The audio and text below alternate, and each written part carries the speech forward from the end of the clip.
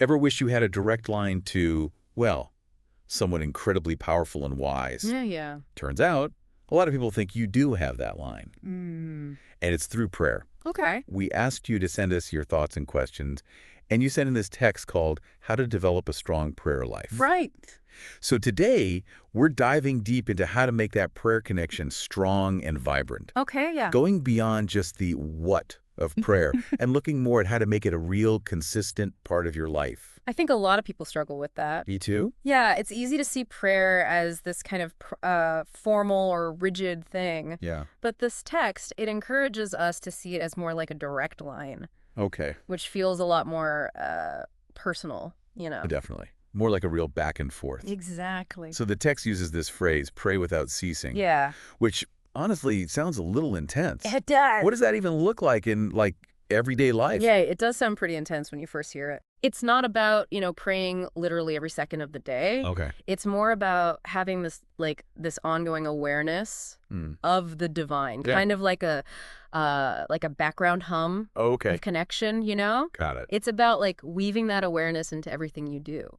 So less about, set times to pray. Well, not necessarily. Ah. It's about both, actually. Oh, okay. The text mentions how tough it can be to stay consistent. Yeah, for sure. Life gets busy, right? Totally. Distractions pop up everywhere. All the time. So the text suggests finding strategies for staying on track that really work for you.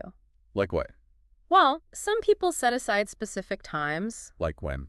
Could be first thing in the morning or before bed. Mm. Others use prompts to kind of guide their thoughts. Prompts. Yeah, like a word, a phrase, a question, Okay. or even journaling. I could see that. And some people find having a special quiet space helps a lot. It really comes down to experimenting and finding what helps you most. So how does the praying without ceasing idea fit in with, having specific prayer times and things? That's a really good question. It seems like more of a, I don't know, a constant state of mind almost. It is. And those specific prayer times, Yeah. they can actually help build the foundation for that constant state of mind. Okay.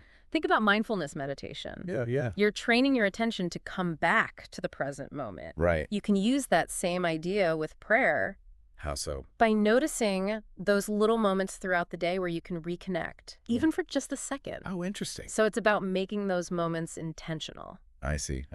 Even the small things can be super powerful, like when you stop to appreciate the beauty of nature Yeah.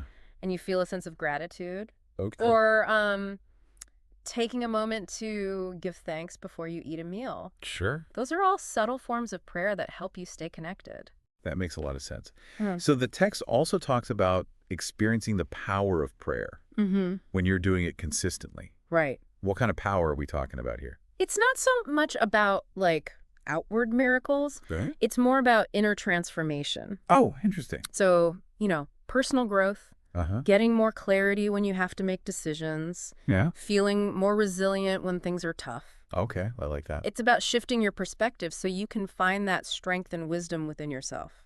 The text actually quotes a Bible verse, 1 Thessalonians 5:66-18. It says, "Rejoice always, pray without ceasing, give thanks in all circumstances." Oh, yeah, that's a good one. How do you think those three things connect? They all work together to create this really grounded mindset. Hmm. Spiritually grounded, I mean. Right. Like rejoicing helps you stay positive even when things are hard. Right. Praying keeps you connected to hope. Yeah. And being grateful helps you focus on the good things in your life. And that leads to more peace and contentment. I get it. Together, they give you this powerful foundation for dealing with whatever life throws at you. So the text really emphasizes deepening our connection with the divine. It does. And if we think of prayer as two-way communication, Mm-hmm. what might we be hearing back that we've been missing? It's something to think about as you explore your own prayer practice Definitely. and maybe even try some new approaches. Yeah, you never know what you might discover. Who knows? That could be another deep dive down the road. I'd be up for that. Me too.